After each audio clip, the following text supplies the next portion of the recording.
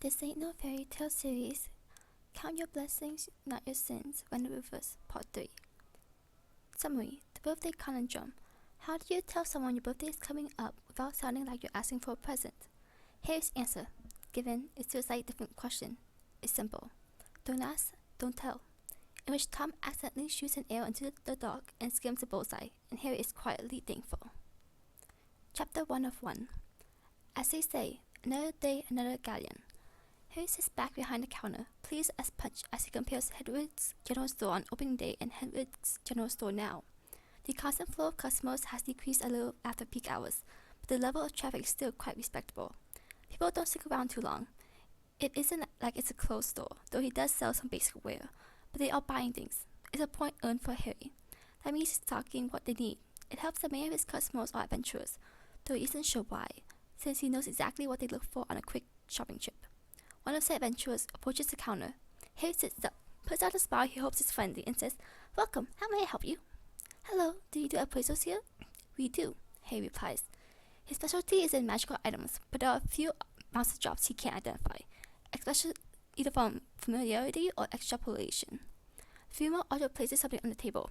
My party picks up in a dungeon. No one knew what it was. For a quick glance, Harry recognizes it. "It's a fossilized boulder heart," he says, picking it up. It's still got some weight to it, which is good because that means it's still usable.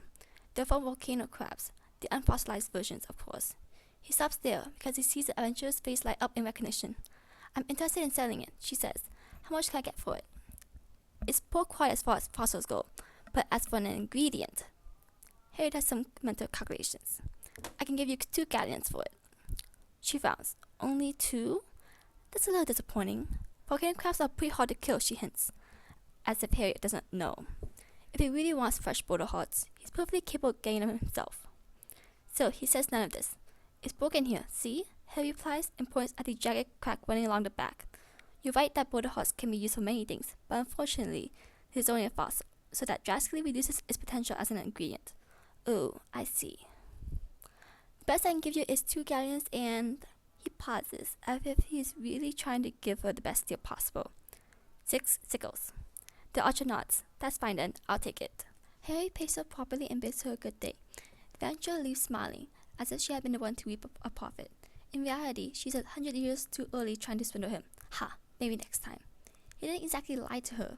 Fossils really don't make good alchemic material. That's obvious. Alchemy is best with fresh or purposely dried ingredients. Fossils don't make the cut. However, volcano crabs are incredibly hardy creatures, and their hearts share the aspect. Boulder hearts decay very, very, very slowly, and the weight of the fossil implies it isn't finished decaying at all. There's also an exceptional ingredient, by both definitions. It isn't common knowledge, but boulder hearts aren't good fresh. Well, they are, but it isn't when they are at the peak. Best hearts are those that have eroded away, leaving only the parts where the magic is at their most concentrated. That way, there's less of a chance that bits of the heart will remain in the product. It's the little things, he muses. That's what sets apart a good alchemist from an expert alchemist. If he uses the boulder heart carefully, he could probably make 20 or 30 times what he bought it for. Which I think is much more emotionally rewarding than blind murder. Go figure. "Hello, miss. Grocery shopping today?" His next customer smiles a little. The woman is as close to a regular as Hedwig can have at this stage. She doesn't try to get unreasonable bargains, is unfairly polite, and sometimes comes by with her daughter to buy a few trinkets. Harry knew he liked her the instant he saw her walk in with her kid, exaggeratedly swinging their linked hands. "Not today," she says. A children's book slides onto the table. "Fairy tales and other fairy things," it reads. Harry looks over his counter to see her daughter smiling tentatively. "It's my birthday today," she says. "Is it now? Happy birthday! How old are you turning?" 5, the child says, holding up 3 and 1 fingers. Her mother pats her head and she does a quick recount. "Oops," she mutters. "There, 5. Harry smiles back. "Kids are great. You like to read?" "I want to be a magician when I grow up. Mommy says they read a lot of books. My friend says they're boring because they stay inside all day, but he's wrong." "Oh?" The girl nods vigorously. "Yeah, some go out on adventures, like the Master of Death. He goes down and fights monsters and always saves the day." Her mother laughs a bit. "He's her favorite adventurer," she tells Harry, and turns to smile bittersweet. Taking a phrase from Tom, these two don't have a magic ball in their body. Her mother knows, and maybe there'll be disappointment in the future, but for now, she wants her to dream. Harry can respect that. He's here now, thanks to the dreams he has as a kid. Dreams give hope, even if they're silly hopes that won't come true. Dreams teach how to hope, and hope, unlike other survival tools, isn't sold in a general store. He's a hero, the girl insists. Some people say he's bad though. My friend thinks he's scary, but he helps people. It's I saw in my book. That one gets him off guard. Does it really? She shuffles her feet. Well, no. But if he wasn't there, all the other heroes would have died. Then they all went to defeat the evil wizard, Laxidian? Yeah, she smiles sheepishly. Him! Harry grins. Well, I guess that's true. Heroes are heroes because we think so, not because other people say they are. 1 galleon and 3 nuts, please. The woman unclaps her purse and pays him. Harry passes back the book to her daughter, as well as something extra. It's a birthday present from me to you, he says, exaggerating a whisper. Keep it a secret, yeah? The girl gasps and nods, clutching the glass fairy figure in her hands. Okay, thank you, mister. She tucks it reverently into her pocket for safekeeping, as her arms are otherwise occupied with her book. Her mother blinks in surprise. Oh, thank you so much. You didn't have to. Harry smiles. Oh no, it wasn't much. Thank you for coming so often. Have a good day. They bid farewell, and Harry watches them go. Birthdays, huh? That reminds him.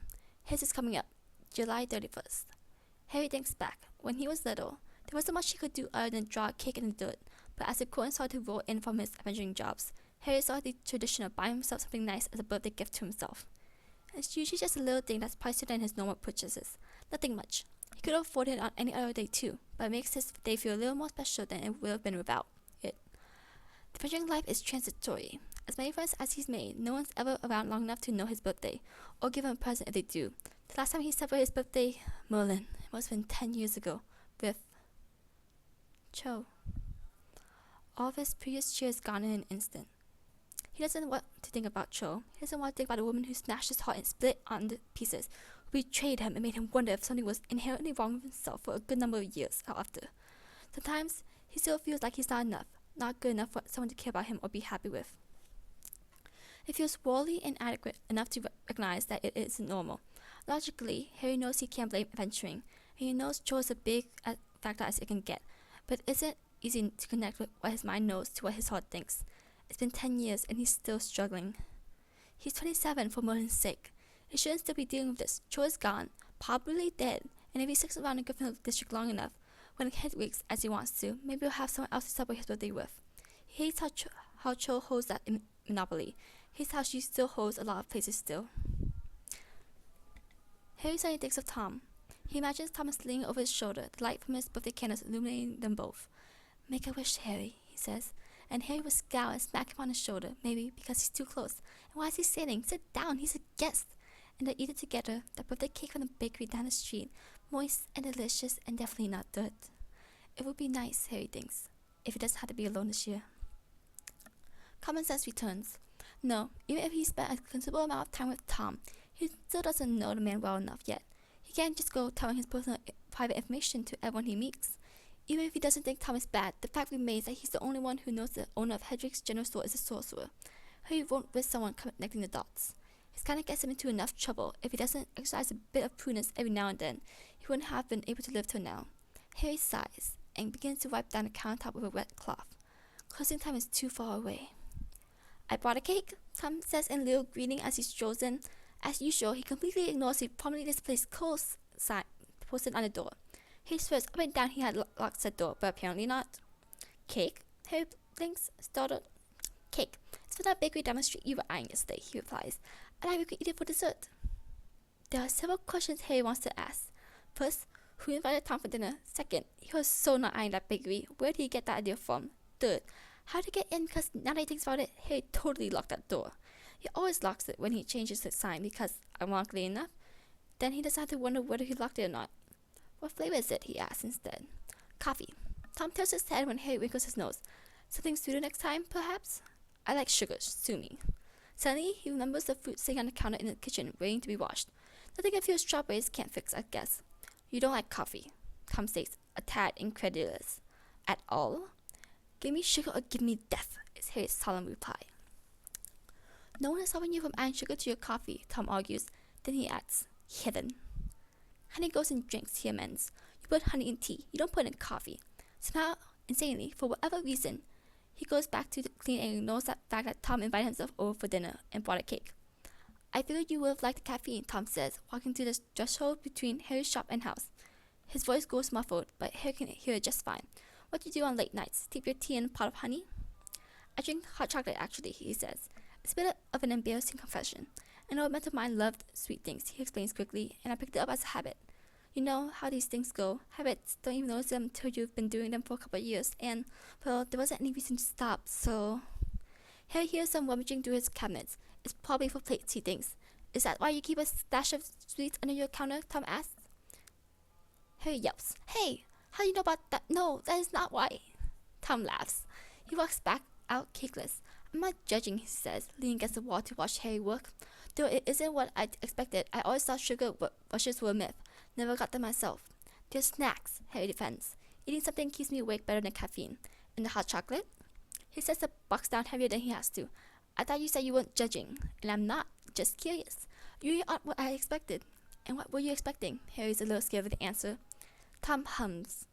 A crabby, antisocial sorcerer who holds himself inside all day and subsists off of coffee and willpower? Certainly not someone who reliably makes himself 3 meals a day or holds a guilty fangle for sweets. Harry spins around. Was that a pun? Tom keeps talking, taking it off his fingers as he goes. Someone dignified and confident, with no eyes for others and with good reason. Proud, because pride is the mark of a learned man. Calculating and not easily pleased, with cheeks as cold and pale as stone, and perhaps the target of a Gorgon's gaze once, but powerful enough to live to tell the tale.